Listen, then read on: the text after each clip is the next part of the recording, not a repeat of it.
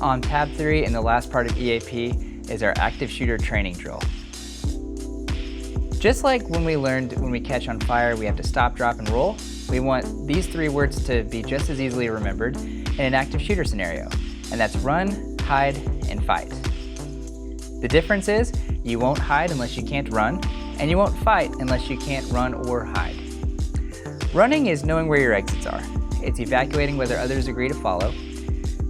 Youth programs will take the kids with you, but you'll leave your belongings behind, and you won't attempt to move wounded individuals. You'll call 911 only when you're safe, and then you'll call the club and others' cell phones of the employees working that you know to let them know about the situation. The reason you'll have to do that is because in an active shooter scenario, we're not going to be leaving an overhead announcement. And that's because we don't want the front desk to do anything else other than run, hide, and fight. Hiding is finding a place to hide, and youth programs will take the children with them as well to a hiding spot if they cannot run. This should be out of the shooter's view. If there's a door involved, you should be locking it and barricading it.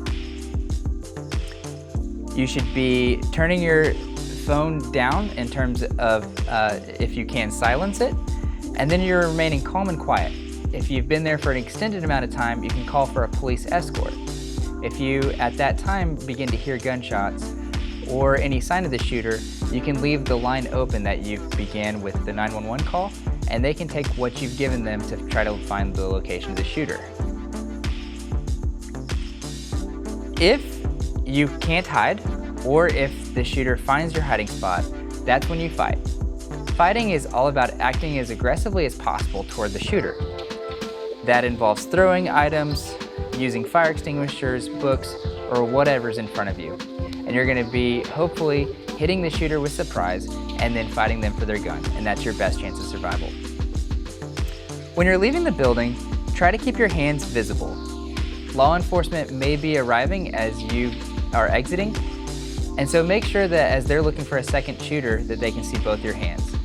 The other thing you'll want to do is if they give you any commands such as get down on the floor or the ground, you'll want to do that as well to just make sure you're not being caught in any crossfire.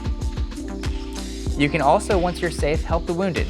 At this point, you won't have any first aid kit or anything to help you if EMS isn't on site yet, so you may be using whatever you have to bind up the wounds of the people around you.